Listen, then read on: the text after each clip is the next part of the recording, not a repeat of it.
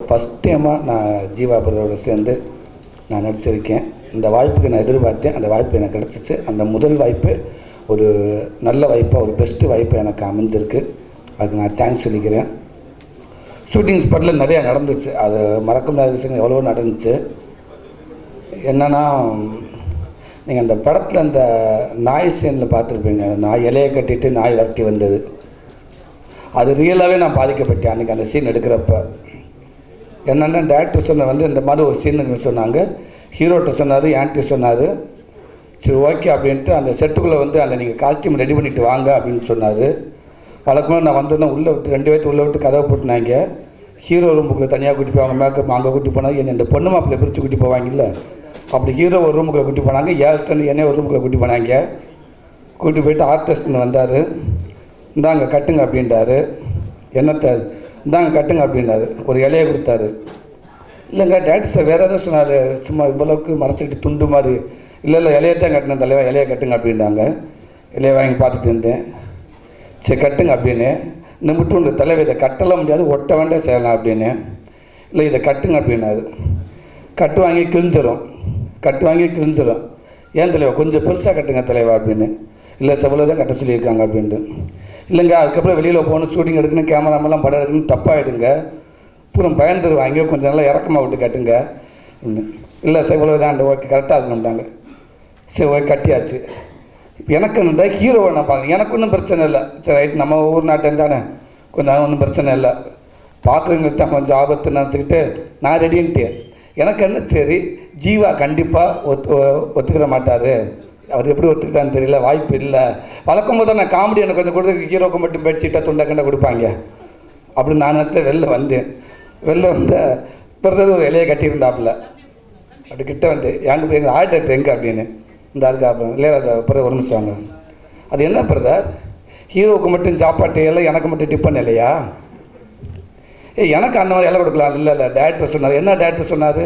இல்லை டேரக்டர் உங்களுக்கு எந்த இலையை கொடுத்தாரு? ஏன்னா பொங்கச்சோறு வாங்குற மாதிரியா, முட்டுண்டு இலையாங்க? இல்லை இதான் உங்களுக்கு கரெக்டாக அதுக்கு சைஸுக்கு ஏற்ற மாதிரி இருக்கும் அப்படின்னு சொன்னாங்க. சரி ஓகேங்க. அதை கட்டிட்டு டேரக்டர் சொன்னார், கொஞ்சம் வெயில் இறங்க விட்டு பண்ண நல்லாயிருக்கும், ஒரு 2 hours அட்ஜஸ்ட் பண்ணி கண்டாரு. 2 hours அது வரைக்கும் என்னங்க பண்ணுறது? இல்லை கொஞ்சம் அட்ஜஸ்ட் பண்ணி உட்காருவேன் கிழிஞ்சு போயிடும், உட்காருவேன் கிழிஞ்சு போயிடும். ஆர்ட் டிபார்ட்மெண்ட் இலையை வாங்கி வாங்கி போட்டு டென்ஷன் ஆகிட்டாங்க. அது போய் என்னை நிற்க வச்சாடி ஃபுல்லாக பைடிங் பண்ணிக்கிட்டு இருக்காங்க. நிற்க வச்சாடி ஃபுல்லாக வச்சு அந்த சல்லப்பட்டை போச்சு ஒட்டி இப்படியே நிற்க வச்சுட்டாங்க. அது வேகமாக கால் எடுத்து வச்சோம்னா கிழிஞ்சுக்கிறோம். 1 மணி நேரம் என்னை அப்படியே தான் வச்சுருந்தாங்க, அப்படியே பாடினாங்க. ஒரு 1 மணி 1.5 மணி நேரம் ஜீவா பிரதர் அப்படியே தான். டேரக்டர் நேரம் வந்தார். பிரதர் எங்கே நீ இலை கட்டலையாண்டார் என்னைய. ஹலோ இலை கட்டியிருக்கேன், பூரம் கருப்பாகி போச்சு, நான் என்ன பண்ணுறது? கண்டி போச்சு தெரியும்ல, அந்த இலையை மனுஷோட மட்டும் அது கண்டி போயிடும், கருப்பாகி போச்சு. ஆர்டரை கூட திருப்பி வேற இலையை கொண்டாங்க. திருப்பி வேற இலையை கட்டி ஒரு சீன் ஸ்டார்ட் பண்ணார். ஸ்டார்ட் பண்ணி அந்த அது ஷூட்டிங் பர்மிஷன் வந்தது ஒரு 2 நாய் தான். அது ஷூட்டிங் நாய் 2 நாயின்னு அது சொன்னாங்க. இதாங்க இந்த மாதிரி சீனை நீங்கள் வருவீங்க, விரட்டுற மாதிரி சொன்னாங்க. ஓகே ரெடி இருந்துச்சு. நாங்கள் ஆக்ஷன் தாங்க. அந்த நாய் ஒரு 20 அடி தள்ளி நிற்க விட்டு ஆரம்பிச்சு விட்டாங்க, ரெடி போங்கண்டு. நானும் ஒன்று ஹீரோ ஓடினார். ஓடிக்கிட்டு இருக்க ஒரு ஸ்டேஜுக்கு போக நான் பிரதர் ஓடி வேகமாக கத்த ஆரம்பிச்சிட்டேன். கத்த ஆரம்பிச்சேன். பிரதர் நீங்கள் டைலாக் சொல்லுங்கள் பிரதர், நீங்கள் பிரதர்ன்றீங்க, அந்த டைலாக் மிஸ்டர் அப்படின்ட்டார். ஐயோ பிரதர் வேகமாக வாங்க பிரதர். முன்னாடி ஆமணி மேலே கேமரா வச்சுட்டு இருக்காங்க. அந்த வண்டியில் கேமரா போயிட்டு இருக்கு, நாங்கள் பின்னாடி ஓடிக்கிட்டு தட்டில் இது.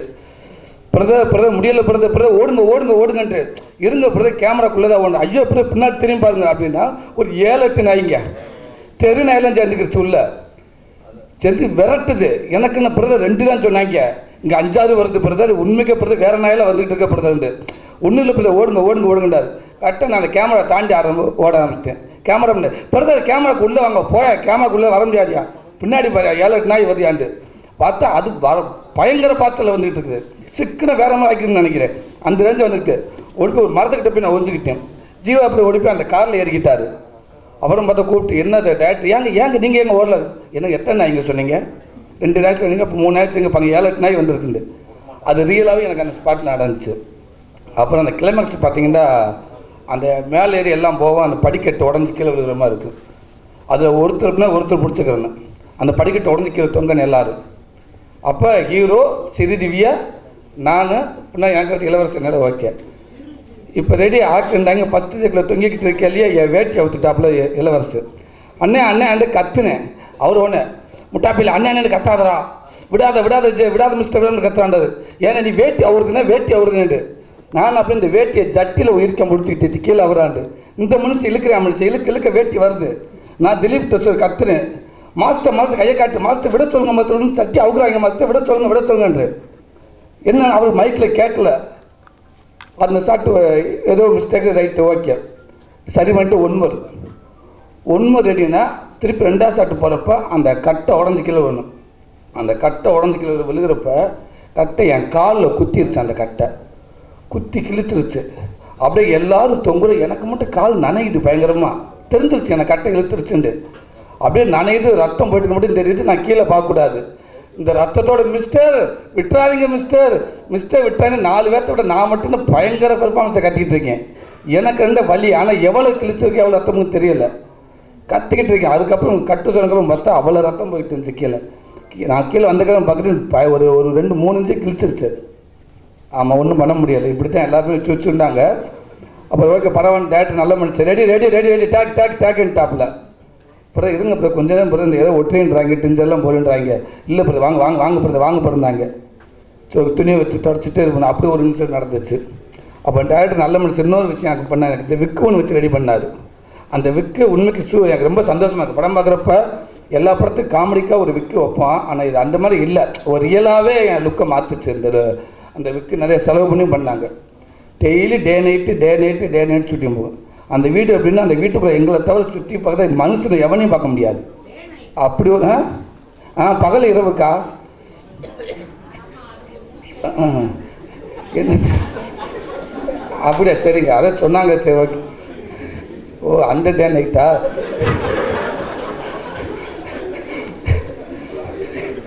Black white okay. நைட் 2 மணி வரைக்கும் போகும். வெளியில் வந்து பாம்பு எல்லாம் இருக்குங்க. அங்கே இல்லாதது எதுவுமே இதில்லை. முடிச்சுட்டு நான் ஹோட்டலுக்கு போய் எப்பவுமே அந்த விக்கோடு போயிடுவேன். அது ஏன்டா ஒரு 100-150 பின்னு போட்டுருப்பாரு மேக்கப் பண்ண குத்தி அவ்வளோ இது பண்ணியிருப்பாங்க கூட பண்ணது மாதிரி. அதோட வீட்டுக்கு போயிடுவேன், ஹோட்டல் ரூம் போயிடுவேன். ஒரு தடவை என்ன பண்ணிவிட்டேன், நான் இருந்த ரூம் சரின்னு சொல்லிட்டு ரூமை மாற்ற சொல்லிட்டேன். அசிஸ்டன்ட் ரூமை மாற்றுவீங்களான்ட்டு. அவங்க வழக்கம் போல் ஹோட்டலுக்கு ரூமை மாற்றிருக்காங்க. எனக்கு அது தெரியாது. நான் ஷூட்டிங் முடிச்சு 2 மணிக்கு ஷூட்டிங் போவேன். 2 மணிக்கு போனால் மலைக்கு கீழே ஹோட்டல், அங்கே எல்லாமே கோயிலுக்கு வர ஜனங்க அதிகம். நம்ம ரூமில் அது ஒரு ஃபேமிலி உள்ளே இருந்திருக்கு. நம்ம ரூமை மாற்றிட்டாங்க. இது எனக்கு தெரியாது இல்லையா. இவங்க இறங்கி வரப்போ நாமளுக்கு நேரம் போன உடனே கதவை டம்ளர் தட்டை போனவன் பார்த்தா கதவு திறந்துருச்சு ஓப்பனாக. லூசி இப்போ சரியாக போட்டோம்னா கதவு உள்ளே திறந்த லேடி சீர்ஸ் எல்லோரும் அப்படியே படுத்துருந்தாங்க. எனக்கு ஒன்றுமே புரியலை. டக்குன்னு தெரியாமல் ஒன்று சொல்லலை, விசுக்குன்னு ஓடிடுறதா அப்படின்னு பதட்டத்திலே நிற்கிறேன். உள்ளே எல்லாம் படுத்துருக்காங்க லேடி சீர்ஸ் எல்லோரும். அப்படியே லேசாக ஒரு ஸ்டெப் மூவ் பண்ணி ஒருத்தர் மட்டும் பார்த்துட்டாங்க. தம்பி நீங்கள் யார் இருந்தாங்க? இல்லை இந்த டிஸ் எடுத்துன்னு ஓடியான்ட்டேன். டேய் என்ன எனக்கு ரூம் பண்ணுங்க சார், நீங்கள் ரூமை மாற்றிட்டீங்க. நான் 221 இப்போ நீங்கள் 6 6 நம்பர் ஆச்சு நீங்கள் கேட்டீங்க, நான் அங்கே போயிட்டு அப்படின்னேன். என்னாச்சு? இல்லை நான் வேறு ரூமில் போயிட்டேன் அப்படின்ட்டு. சொல்லுங்க ஒன்று வந்து அங்கே தேடி வந்துட்டாங்க, 2 பேர் தேடி வந்துட்டாங்க. அப்போ திருப்பி கொண்டு போய் நாங்கள் சாரிங்க நம்ம தெரியாமல் பண்ணிட்டேன் அப்படின்னு சொல்லி இப்போ நிறையா விஷயம் நடந்துச்சு. அதெல்லாம் மீறி இன்றைக்கி அந்த படம் ஒரு பெரிய படமாக இன்றைக்கி அமைஞ்சிருக்கு. என் பொண்ணு ஊரில் இருந்தால் படம் பார்த்துட்டு இருந்தாங்க. 10 நாள் ஸ்கூலுக்கு போயிருந்தாங்க. இன்றைக்கி தான் வந்தாங்க. வந்தோடனே காலைல வந்து கட்டி பிடிச்சிக்கிட்டு என்னப்பா படம் பார்த்தியான்னு. என் மக படம் 7 வயசு ஆகுது. படம் பார்த்தா எல்லாத்துக்கும் வரிசையாக சொல்லுவாள். அரண்மனை 2 படம் பார்த்துட்டு வரிசையாக சீன் பற்றின்னு சொல்லிட்டே வந்தேன். எனக்கு ஆச்சரியமாக இருந்துச்சு. எல்லா சீனும் அப்படியே சொல்லலாம் அந்த குழந்தைத்தனமா. இந்த படத்தை காலைல வந்து உட்காந்துக்கிட்டே என்கிட்ட படம் பிடிச்சிச்சப்பாண்டு நான் பிடிச்சிச்சு பண்ணி எல்லா சீனும் சொல்லிச்சு. கரெக்டாக எல்லாமே வந்துகிட்டே இருந்துச்சு. வர வர வர வர வாஷிங் சீன் கிட்ட வந்துச்சு. ஆத்தாடி இந்த சீனை கேட்டால் என்ன பதில் சொல்லுப்போன்னு தெரியலையேன்னு. அது தெரியல. பிள்ளை அங்கேருந்து ஜம்பாகி அடுத்ததுக்கு வந்துருச்சு. நேரம் எண்டு வரைக்கும் வந்து சொல்லிச்சு. அந்த சீன் இப்படி இப்படி இப்படி இப்படி அந்த தாத்தா அந்த ஜம்பு மையம் எல்லாரும் இருந்துச்சு. அதுலேயும் எனக்கு ரொம்ப பிடிச்சி போச்சு. ஒரு படம் தெளிவாக வந்து குழந்தைங்க மனசில் பதிஞ்சுட்டா அந்த படம் ஒரு கிட்டுது அப்படின்ட்டு. இப்படி ஒரு வாய்ப்பை கொடுத்த இந்த டீம் அத்தனை பேருக்கும் நான் ரொம்ப ரொம்ப நன்றி சொல்லிக்கிறேன். முக்கியமாக பிரதர் ஜீவாவுக்கு நான் ரொம்ப நன்றி சொல்லிக்கிறேன். ஏன்னா அவ்வளோ ஃப்ரீடம். இன்றைக்கி தேட்டரில் படம் பார்த்து எல்லாருமே சொல்கிறாங்கன்னா, தேவி தேட்டரில் ஓனர் சொன்னாங்க விவிஎஸ் பார்த்த மாதிரி இருந்துச்சு எனக்கு. சிவகார்த்தியன் நீங்கள் எப்படி அந்த மாதிரி இருந்துச்சு அந்த படத்தை பார்க்குறப்ப சொன்னாங்க. அப்போ நம்ம இந்துவில் அண்ணன் ஜெயந்தண்ணன் கூட சொன்னாங்க ரொம்ப நல்லா இருந்துச்சு உங்கள் காம்பினேஷன், அந்த காம்பினேஷன் மாதிரி இருக்குது எனக்கு ரொம்ப சூப்பரானு சொன்னாங்க. ரொம்ப ரொம்ப நன்றி. நான் எல்லாத்தையும் பேசினேன். ஒரு நல்ல படத்தை கொடுத்துருக்கேன். நல்ல படத்தை பெரிய படமாக நீங்கள் ஆக்கியிருக்கீங்க. அதுக்கு எல்லாருக்கும் நான் மீண்டும் ஒரு பெரிய நன்றியை தெரிவிச்சுக்கிறேன். நன்றி. இந்த ஃபிலிம் ஆரம்பித்ததே ஒரு நல்ல ஒரு தருணம். ஐக்கு இந்த படத்தோட கதையை ஃபஸ்ட்டு என்கிட்ட சொல்லும் போதே ரொம்ப எல்லாருக்கும் நிறைய இன்டர்வியூஸில் சொல்லியிருக்கேன். இந்த மாதிரி ஒரு ரொம்ப மாடர்னான ஒரு ஃபிலிமாக இருக்கும், கம்ப்ளீட்டாக ஏதாவது ஒரு ஃபாரின் லொக்கேஷனில் இருக்கும், இல்லை ராம்காமாக இருக்கும். ஸோ நான் அந்த ஸ்பேஸில் தான் அவரை பார்த்துருக்கேன்.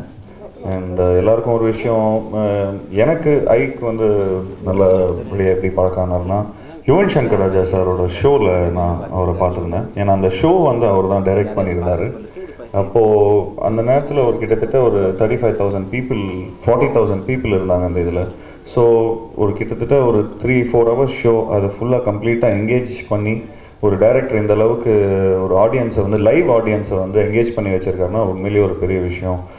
ஏன்னா அந்த டைம் டேபிள், அந்த வே, அந்த அந்த ஷோவில் இருந்த ஈவெண்ட்ஸ் எல்லாமே ரொம்ப டிஃப்ரெண்ட்டாக இருந்தது. அண்ட் வந்த ஆக்டர்ஸ் எல்லாருக்குமே ஒரு நல்ல ஒரு ஆர்கனைஸ்டாக இருந்தது. ஒரு கம்ப்ளீட்டாக ஒரு ரொம்ப ஆர்கனைஸ்டான ஒரு ஷோவாக இருந்தது. ஸோ அப்போது மகேந்திரன் சாரும் அட்லியும் சொல்லியிருந்தாங்க, இந்த மாதிரி ஒரு கதை கேட்கணும் அப்படிங்கிற மாதிரி கேட்டுருந்தாங்க. அப்போது ஐக் அவர்களை தான் என்னை இன்ட்ரடியூஸ் பண்ணி விட்டாங்க. அப்போ சொன்னாங்க, இந்த மாதிரி ஐக் அவர்கள் தான் இந்த கதையை சொல்ல போகிறாரு. நான் அப்போவே சொன்னேன் அவங்கக்கிட்ட, எனக்கு உண்மையிலே ஐக் வந்து எனக்கு முதல்ல நல்லா தெரியும் அப்படின்னு உடனே சொல்லி அடுத்த நாளே ஐக் ஃபோன் பண்ணார். ஃபோன் பண்ண உடனே ஊருக்கெலாம் கிளம்புறதா இருந்தது. பட் உண்மையிலே கதை ரொம்ப பிடிச்சி போய் உடனே அதை சைன் பண்ணோம். சைன் பண்ணி கொஞ்சம் ப்ரீ ப்ரொடக்ஷனுக்கு கொஞ்சம் டைமும் எடுத்ததுக்கப்புறம் நல்லபடியாக பழனியில் போய் கிட்டத்தட்ட ஒரு இந்த படம் வந்து இவ்வளோ ஆர்டிஸ்ட் இவ்வளோ பேர் இருக்கிறாங்க. பட் மொத்தமாகவே ஃபிலிம் பார்த்துட்டிங்கன்னா 55 டேஸில் ஷூட் பண்ணியிருந்தோம். ஸோ ஐக்குக்கு வந்து உண்மையிலே பாராட்டுகள். அண்ட் ஐக்கோட டீமுக்கு பாராட்டுகள் தெரிவிச்சுக்கணும். ஏன்னா இவ்வளோ பேர் மொத்தமாக இவ்வளோ ஆக்டர்ஸை ஹேண்டில் பண்ணுறது வந்து ஒரு கஷ்டமான ஒரு விஷயம். அதுவும் இப்போ இருக்கிற சினிமாவோட காலகட்டத்தில் பார்த்துட்டிங்கன்னா மேக்ஸிமம் எல்லாம் காம்பேக்டான ஃபிலிம்ஸ் எடுத்துடுறாங்க. பட் இப்போ இந்த மாதிரி ஒரு larger than life, horror, comedy, அதில் ஒரு ஃபேமிலி, அதில் சாங்ஸ் எல்லாமே கலந்து ஒரு ஜனரஞ்சகமான படமாக அமைஞ்சிருக்குது. ஸோ அது ஐக்கு தான் ஃபுல் கிரெடிட்ஸ் போகணும். அண்ட் இந்த படத்தோட சினிமாட்டோகிராஃபர் என்னோடய முகமொழி படத்திலே அவர் வந்து ஒர்க் பண்ணியிருக்கிறோம் நாங்கள் 2 பேரும், சத்யா. ஸோ உண்மையிலே ஒரு பெரிய ஒரு பேக் போனாக இருந்திருக்காரு. நான் இது ஐக்கு வந்து சொல்கிற வேண்டிய விஷயம். பட் அவருக்கு பதிலாக தான் நான் சொல்கிறேன். அதை அவருக்கு வந்து இந்த ப்ரெஸ்ஸை பார்த்தோன்னா கொஞ்சம் நர்வஸ் ஆகிட்டார். But for his team and cinematographer team and எடிட்டர்லாம் கூடயே இருந்தார் ஃபுல் ஷெட்யூலில். நான் எந்த படத்தையும் பார்த்ததில்லை இந்த மாதிரி ஒரு எடிட்டர் கூடயே ஒரு ஃபுல், அதாவது ஒரு ஆன்லைன் எடிட்டிங் ஃபுல்லாக பண்ணி நான் அந்த மாதிரி எதுவும் பார்த்ததில்லை. ஒரு நல்ல ஒரு டீம், ஒரு வார்ம் டீம், நல்ல விஷஸ் வந்திருக்கு ஐக்குக்கும் சரி. அண்ட் நான் ஒவ்வொரு வாட்டியும் ப்ரொமோஷன்ஸ்க்கு முன்னாடியே நான் சொல்லுவேன், எனக்கும் சூரிக்கும் இருக்கிற அந்த காம்பினேஷன் நல்லா ஒர்க் ஆகணும் அப்படிங்கிறதுல ரொம்ப கான்சென்ட்ரேட் பண்ணி எல்லாரும் சிரிக்க வைக்கணுங்கிறதுல வந்து ரொம்ப இதாக இருந்தார். அதுக்கு ஐக்கு தான் ஃபுல் எஃபர்ட் கொடுக்கணும். ஏன்னா அந்த டயலாக்ஸ், அந்த இது என்னதான் இருந்தாலும், என்னதான் நாங்கள் நல்லா நடிச்சிருந்தாலும் அதில் என்ன கான்டென்ட் இருக்கணுமோ அது இருந்தால் தான் நம்மளால் ஒரு விஷயத்தை, ஒரு ஆக்டருக்கு வந்து ஒரு கான்டென்ட் தேவைப்படுது. அந்த கான்டென்ட் இருந்தால் தான் அதை கரெக்டாக எனாக்ட் பண்ண முடியும். ஸோ அந்த விதத்தில் ஐக் எனக்கு அந்த ஃபுல் கான்டென்ட் கொடுத்ததுனால தான் எனக்கும் சூரிக்கும் சரி, எனக்கும் ஸ்ரீதிவ்யாவுக்கும் சரி, எனக்கும் ராதா ரவி சாருக்கும் சரி, எல்லா சீன்ஸும் ரொம்ப நல்லா ஒர்க் அவுட் ஆச்சு. ஸோ இந்த மாதிரி ஆக்டிங்க்கான ஒரு முக்கியத்துவம் எல்லாருக்கும் கொடுத்துருந்தார் இந்த படத்தில். ஸோ படம் உண்மையிலே அந்த லெவலில் கொஞ்சம் ஹோல்ட் ஆகும்போது நல்லா இருக்குது பார்க்கும்போது. விதவிதமான ஆக்டர்ஸ் எல்லாருமே ஒரே படத்தில் நடிக்கும்போது இது ஆஸ் அ மூவி ஃபேன்னா எனக்கே அது நல்லா இருக்குது பார்க்குறதுக்கு. நான் சூரி சாரோட சீன்ஸ்லாம் ரொம்ப என்ஜாய் பண்ணேன். அதாவது சாதாரணமாக ஒரு காம்பினேஷனில் இருக்கிற சீன் எல்லாருமே நம்ம என்ஜாய் பண்ணுவோம் அந்த இதுக்காக. பட் நான் இல்லாத அந்த சீன்ஸில் அவர் சோலோவாக பண்ணுற சீன்ஸ்லாம் உண்மையிலே நான் ரொம்ப ரொம்ப நல்லா என்ஜாய் பண்ணேன். சூரி சார் கலக்கியிருக்கீங்க உண்மையிலே. செட்டில் வந்து சூரி பார்த்துட்டிங்கன்னா அவர் ஒரு ஆளாக இருப்பார், ஒரு க்ரூ மெம்பர் மாதிரி இருப்பார். அவர் அங்கே சேரில் உட்காந்துட்டு இதில் அவரோட சீன் இன்னைக்கு இல்லைன்னா கூட அவர் அங்கேயே இருப்பார்.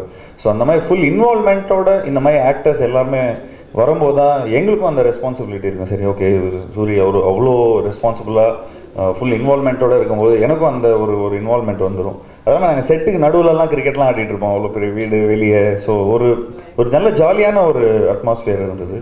ஒரு 1 month பேக் வந்து நம்ம இங்கே தான் ஒரு ப்ரெஸ் மீட் நடத்தியிருந்தோம். அந்த நேரத்தில் எனக்கு ரொம்ப வயிறு பயமாக கலக்கிட்டு இருந்துச்சு. ஸோ இன்றைக்கி கொஞ்சம் கம்ஃபர்டபுளாக இருக்குது. ஃபஸ்ட்டு இந்த படத்தில் ஒரு நல்ல விஷயம் என்னென்னா, எப்பயுமே டிக்கெட் கிடைக்கலன்னு சொல்லிட்டு நான் தான் நிறைய பேருக்கு ஃபோன் பண்ணியிருக்கேன் படம் பார்க்க போகிறதுக்கு. ஸோ ஃபஸ்ட் டைம் லைஃப்பில் ஒரு பெரிய எக்ஸ்பீரியன்ஸ். நிறைய பேர் நம்மளுக்கு ஃபோன் பண்ணுறாங்க டிக்கெட் கேட்டு, எங்கே போனாலும் டிக்கெட் கிடைக்கல சார் அப்படின்னா ஏதோ கரெக்டாக பண்ணியிருக்கோம் நாங்கள் சங்கிலி முங்கிலி கதை தர நினைக்கிறேன். அண்ட் பெரிய பெரிய தேங்க்யூ வந்து பீப்புளுக்கு தான். ஏன்னா ஜனங்க தான் இந்த படத்தை பெரிய வெற்றியாக்கியிருக்காங்க. யார் யார் என்னென்ன சொன்னாலும் மக்கள் தீர்ப்பு மகிழ்ச்சியின் தீர்ப்பு. ஸோ இன்றைக்கி ஹவுஸ்ஃபுல்லாக போயிட்டுருக்கு. அந்த மக்கள்கிட்ட கொண்டு போய் சேர்த்ததுக்கு பெரிய பொறுப்பு இங்கே இருக்க என்னோடய ஃப்ரெண்ட்ஸ்க்கு தான். ஏன்னா ஐக்கின்றவனே வச்சுப்போம். ஐக்கின்றவனே இவ்வளோ பெரிய சப்போர்ட் கொடுத்தது நீங்கள் ஒண்டி தான். என்ன தான் நடிக்கவில்லை எம்ஆரோட கிராண்ட்சனாக இருந்தாலும், அந்த ஃபேமிலியிலேருந்து வந்தாலும் எனக்கு ஏன்னா நான் ஐக் ராதான்னு யூஸ் பண்ணலை எங்கேயுமே. அது யாராவது நோட்டீஸ் பண்ணியிருக்கீங்களா இல்லைன்னு தெரியல, நிறைய பேர் சொல்கிறாங்க. ஆனால் ஐக் தான் யூஸ் பண்ணியிருக்கேன். ஸோ அந்த ஐக்கை வந்து இவ்வளோ பெரிய இடத்துக்கு எடுத்துகிட்டு போனதுக்கு எல்லா ப்ரெஸ், மீடியா, இன்டர்நெட் எல்லாருக்கும் என்னோடய பெரிய தேங்க்ஸ். அடுத்ததாக தேங்க்ஸ் சொல்லணும்னு நினைக்கிறது வந்து மகேந்திரன் சார். ஏன்னா மகேந்திரன் சார் இல்லைன்னா நான் கிடையாது. மகேந்திரன் சாருக்கு நான் லைஃப் லாங், அவர் வந்து என்னோடய அண்ணன் மாதிரி. நிறைய தடவை நான் திட்டியிருக்காரு, திட்டினது எல்லாமே என் நல்லதுக்கு தான். ஸோ அவருக்கு என்னோடய பெரிய தேங்க்ஸ். அடுத்தது அட்லி டார்லிங் யூரோப்பில் இருக்கார் ஷூட்டிங்கில். ஸோ அவருக்கு என்னோடய பெரிய தேங்க்ஸ். இவங்க 2 பேர்னால தான் இந்த படம். Shanmugam sir thank you. அப்புறமா ஃபாக்ஸ் ஸ்டார் என்ன தான் பாம்பேயில் இருந்தாலும் இங்கே சென்னையில் கிஷோர், அப்புறமா விஜேஷ், நிஷாந்த், விஜய் சிங் சார் எல்லாருமே ஐக்கின்ற ஒரு சின்ன பையன் மேலே வந்து இவ்வளோ பெரிய கான்ஃபிடென்ஸ் வச்சதுக்கு ரொம்ப தேங்க்ஸ். எல்லா தியேட்டர் ஓனர்ஸ், எக்ஸிபிட்டர்ஸ், டிஸ்ட்ரிபியூட்டர்ஸ் எல்லாருக்கும் தேங்க்ஸ். ஏன்னா நான் எல்லா தியேட்டருக்கும் போனேன். எல்லாருமே ரொம்ப கொஞ்சம் எனக்கே கொஞ்சம் வெக்கமாலாம் இருந்துச்சு. ஏன்னா ஷால்லாம் போத்திருந்தாங்க. அவங்க என்ன சொன்னாங்கன்னா, நாங்கள் வெளியே அந்த கேன்டீன் ஆளுங்கள்லாம் வந்து எங்களுக்கு கை கொடுத்துட்டு இருந்தாங்க. நாங்கள் ஊருக்கு போகும்போது நானும் ஜீவா சாரும் சார் இந்த மாதிரி நிறைய பேர் வராங்க. கேன்டீனுக்கு பஃப் காலியாகி அடுத்த பஃப் போடும்போது எங்களுக்கு பெரிய சந்தோஷம் சார். அது கூட இல்லாமல் ஒரு தமிழ் படத்துக்கு இவ்வளோ க்ரௌட் வரும்போது எங்களுக்கு ஜாலியாக இருக்குது அப்படின்ட்டு. ஸோ தமிழ் ஜனங்களுக்கு தான் நான் நன்றி சொல்லணும். மற்றபடி இங்கே என்னோடய ஃபேமிலிக்கு ஃபஸ்ட்டு தேங்க் பண்ணணும். மெயினான விஷயம். ஏன்னா என்ன ஃபுல்லாக ரிலீஸ் அப்போ கூட எனக்கு மார்னிங் ரொம்ப வயிறு கலக்கிட்டு இருந்துச்சு. இந்த வயிறு கலக்கிறது வந்து எனக்கு சின்ன வயசுலேருந்தே இருக்குது. 10th ஸ்டாண்டர்ட் எக்ஸாமு, அப்புறம் 12th ஸ்டாண்டர்ட் எக்ஸாம், அப்புறமா காலேஜ் எக்ஸாம், எல்லா டைம்லையும் எங்கள் வீட்டில் நான் போயிருப்பேன். எங்கள் அம்மா ஒரு துண்டு அதோட வந்து ரெடியாக நிற்பாங்க. என்ன தெரியும் அவங்களுக்கு காத்தால எனக்கு வயிறு கலக்குன்ட்டு. ஸோ எங்கள் மம்மி, அப்போ என்னோடய ஒய்ஃப் தானியா, எங்கள் டேட், எங்களோட தம்பி, என்னோட எல்லா ஃபேமிலி சொல்ல முடியாது, நிறைய பேர் இருக்காங்க. ரவி அங்கிள் மெயின் ராஜா ரவி சார். ஏன்னா எங்கள் கூட நாங்கள் சவுத் போனோம் டூருக்கு அப்படின்னு சொல்லும் போது நிறைய ஆக்டர்ஸ்னால வர முடியல. அவங்க பர்சனல் ரீசன்ஸ் இல்லை வேறு யாரோ சொன்ன ரீசன்ஸ் என்ன இருந்தாலும் பரவாயில்ல. சரி நீயும் ஜீவா சார் போங்க, நான் வரேன் உங்கள் கூட அப்படின்னா எங்களுக்கு அவரோட வேறு ஆள் தேவையப்படல பேசுகிறதுக்கலாம். ஸோ அவருக்கு ஒரு பெரிய நன்றி. And press thank you.